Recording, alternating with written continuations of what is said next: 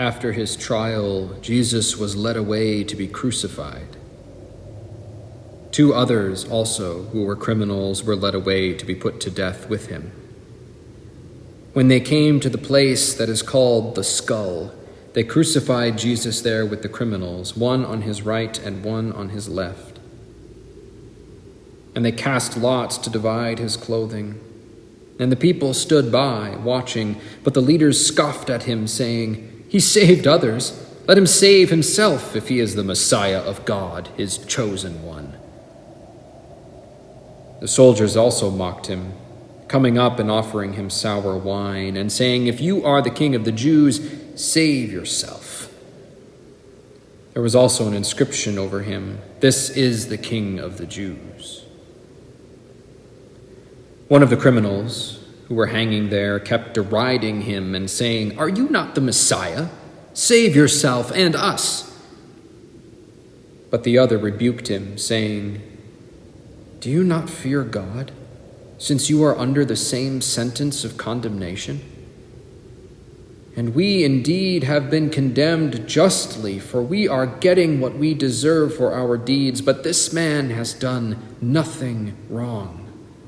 Then he said, "Jesus, remember me when you come into your kingdom." He replied, "Truly I tell you, today you will be with me in paradise." It was now about noon, and darkness came over the whole land until 3 p.m, while the sun's light failed, and the curtain of the temple was torn in 2. Then Jesus, crying out with a loud voice, said, "Father, into your hands I commend my spirit." Having said this, he breathed his last.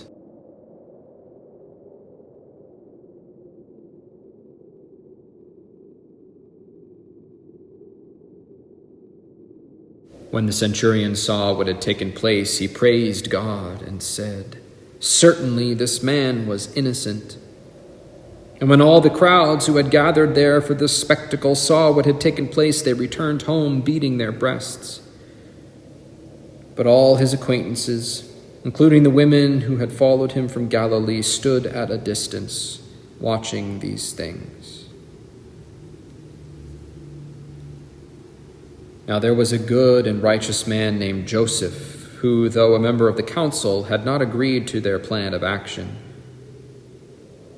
He came from the Jewish town of Arimathea, and he was waiting expectantly for the kingdom of God. This man went to Pilate and asked for the body of Jesus. Then he took it down, wrapped it in a linen cloth, and laid it in a rock-hewn tomb where no one had ever been laid. It was the day of preparation, and the Sabbath was beginning. The women who had come with him from Galilee followed, and they saw the tomb and how his body was laid. Then they returned and prepared spices and ointments. On the Sabbath they rested according to the commandment.